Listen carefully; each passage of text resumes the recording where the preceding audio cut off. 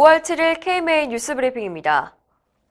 지난해 정부가 미지급한 의료급여 청구액 총액이 역대 최고 수치를 기록한 것으로 드러났습니다. 의료급여는 기초생활수급자와 장애인, 국가유공자와 같은 수급권자에게 본인 부담금을 국가가 부담해주는 제도인데요.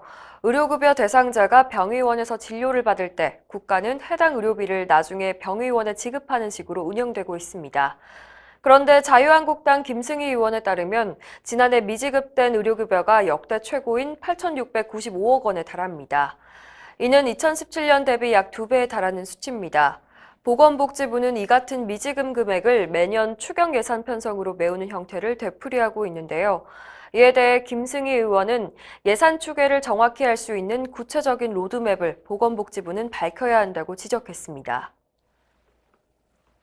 내과 전공의 수련 기간이 4년에서 3년으로 줄면서 내년부터는 3년차와 4년차 레지던트가 동시에 전문의로 배출됩니다. 중요한 업무를 담당하는 3, 4년차의 공백으로 인력 부족이 우려되고 있는데요. 수련병원에서는 이렇다 할 대책이 없는 것으로 나타났습니다. 대한전공의협의회가 실시한 조사에 따르면 뚜렷한 대책이 없다는 응답이 41.4%로 가장 많았고 기존 전공의 인력으로 운영한다는 응답도 44.8%나 됐습니다. 인력 공백을 대체할 수 있는 입원 전담 전문의가 있는 수련병원도 48%에 불과했습니다. 이승우 대전협 회장은 전공의와 지도 전문의가 모두 과로에 시달리는 상황에서 입원 전담 전문의를 확대하고 주치 1인당 환자 수를 제한하는 것이 시급하다고 강조했습니다. 대한의사협회가 내년 4월에 있을 국회의원 총선거를 겨냥해서 총선 기획단을 출범했다는 소식 얼마 전에 전해드렸는데요. 의사 출신 국회의원 숫자가 늘어나야 한다는 목소리가 높습니다. 재원 이후 20대 국회까지 의사 국회의원의 숫자는 109명인데 지난 19대에 8명의 의사 국회의원이 활동했지만 20대에는 3명으로 크게 줄었습니다. 신상진 자유한국당 의원은 국회의원 300명 중 의사는 1%에 불과하다면서 의료계 인사들이 내년 총선에 참여해 법과 제도를 개혁하는 데 목소리를 내야 한다고 말했습니다. 같은 당 박인숙 의원도 의사 국회의원이 너무 적다면서 의사가 국회에 많이 들어와야 의료 정책이 자리 잡힌다고 강조했습니다. 더불어민주당 윤일규 의원은 비례대표 국회의원에 의사가 한 명도 없다면서 의사들의 사회성을 성찰해봐야 한다고 조언했습니다. 심초음파 보조인력, 이른바 소노그래퍼를 제도권으로 받아들일 것인지를 놓고 의료계 내부에 이견이 있었는데요. 초음파 검사는 의사가 직접 해야 한다는 의협의 기본 입장에 힘이 실리고 있습니다.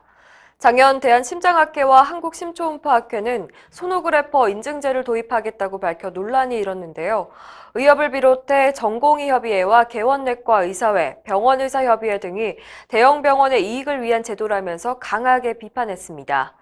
가장 오랜 역사와 규모를 가진 대한초음파의학회 정재준 이사장도 지난 3일 초음파 검사는 의사의 영역이라면서 의협의 입장에 힘을 보탰습니다.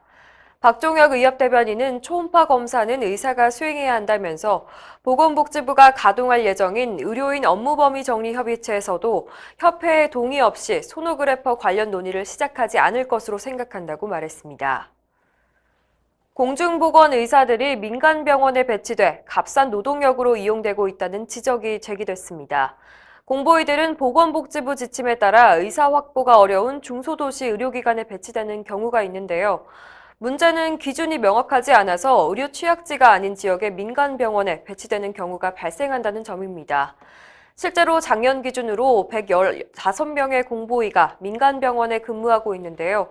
더 큰 문제는 이들이 응급진료가 아닌 외래진료와 건강검진, 미용시술 등 병원의 수익 창출을 위한 저렴한 의료 인력으로 활용되고 있다는 사실입니다.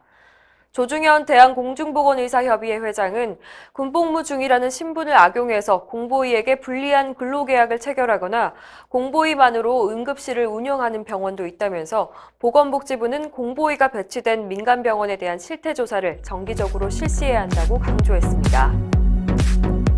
이상으로 뉴스브리핑을 마칩니다. 자세한 사항은 의협신문을 참고하시길 바랍니다.